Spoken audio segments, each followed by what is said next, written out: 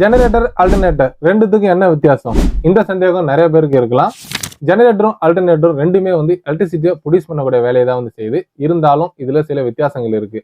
என்ன அப்படிங்கிறத பார்க்கலாம். ஸோ ஃபேரடேஸ் லா படி ஒரு எலக்ட்ரிசிட்டி எப்படி ப்ரொடியூஸ் ஆகுது அப்படின்னு பாத்தீங்கன்னா, ஒரு சேஞ்சு மேக்னெட்டிக் ஃபீல்டுக்கு இடையில கரண்ட் கடத்தக்கூடிய ஒரு கண்டக்டரை கொண்டு போனோம் அப்படின்னா அதுல ஒரு இஎம்எஃப் ப்ரொடியூஸ் ஆகும். அந்த இஎம்எஃப் தான் நம்ம எலக்ட்ரிசிட்டியா பயன்படுத்தும். இதுல மேக்னெட்டிக் இடையில அந்த கண்டக்டர் காயில பயன்படுத்தினாலும் அதுல இஎம்எஃப் ப்ரொடியூஸ் ஆகும். இதுவே கண்டக்டர் காயிலுக்கு இடையில மேக்னெட்டை பயன்படுத்தினாலும் இஎம்எஃப் ப்ரொடியூஸ் ஆகும். இதுதான் ஜெனரேட்டருக்கும் அல்டர்னேட்டர் இருக்கக்கூடிய ஒரு மிகப்பெரிய வித்தியாசம். ஜெனரேட்டரை பொறுத்த வரைக்கும் பாத்தீங்கன்னா, ஜெனரேட்டரோட அந்த மேக்னெட்டிக் ஃபீல்டு காயில் அப்படிங்கிறது ஸ்டேஷனரியா இருக்கும், அதாவது பிக்சடா இருக்கும்.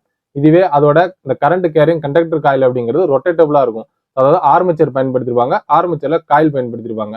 இந்த ஆர்மேச்சரை நம்ம அந்த மேக்னெட்டிக் ஃபீல்டு காயிலுக்கு இடையில ரொட்டேட் பண்ணக்குள்ள அந்த காயில்ல இஎம்எஃப் ப்ரொடியூஸ் ஆகும். அந்த இஎம்எஃப் தான் நம்ம எலக்ட்ரிசிட்டி அவுட்புட்ல பயன்படுத்துறோம். இந்த ஆர்மேச்சரை ரொட்டேட் பண்றதுக்கு ஜெனரேட்டர்ல ஒரு மெக்கானிக்கல் ஃபோர்ஸ் கொடுத்து அதை நம்ம ரொட்டேட் பண்றோம். அந்த மெக்கானிக்கல் ஃபோர்ஸ் அப்படிங்கிறது நிறைய டைப் ஆஃப் ஃபோர்ஸஸ் நம்ம கொடுக்குறோம். டீசல் இன்ஜின்ஸை பயன்படுத்தி ரொட்டேட் பண்றோம். இல்லைன்னா பவர் பிளான்ஸ்ல பாத்தீங்கன்னா வேரியஸ் டைப்ஸ்ல அதை டெர்மினல் ரொட்டேட் பண்ற மூலமா அந்த ஆர்மேச்சர் ரொட்டேட் பண்ணி அதுல இஎம்எஃப் ப்ரொடியூஸ் பண்ணி எலக்ட்ரிசிட்டியை ப்ரொடியூஸ் பண்றாங்க. இப்போ ஜெனரேட்டர் பொறுத்த வரைக்கும் ஏசி ஜெனரேட்டர், டிசி ஜெனரேட்டர் அப்படின்னு ரெண்டு டைப் இருக்கு. இதுல நம்ம ஏசி சப்ளையும் அவுட்புட்ல பயன்படுத்தலாம், டிசியும் எடுத்து பயன்படுத்தலாம். அதிக கெப்பாசிட்டி உள்ள எலக்ட்ரிசிட்டியை ப்ரொடியூஸ் பண்ணணும் அப்படின்னா ஜெனரேட்டர் தான் பயன்படுத்துவாங்க. இந்த அல்டர்னேட்டரை பொறுத்த வரைக்கும் அல்டர்னேட்டரோட அந்த கரண்ட் கேரிங் காயில் அப்படிங்கிறது ஸ்டேஷனரியா இருக்கும், அதாவது பிக்சடா இருக்கும். ஆனா அது மேக்னெட் பாத்தீங்கன்னா ரொட்டேட்டபிளா இருக்கும்.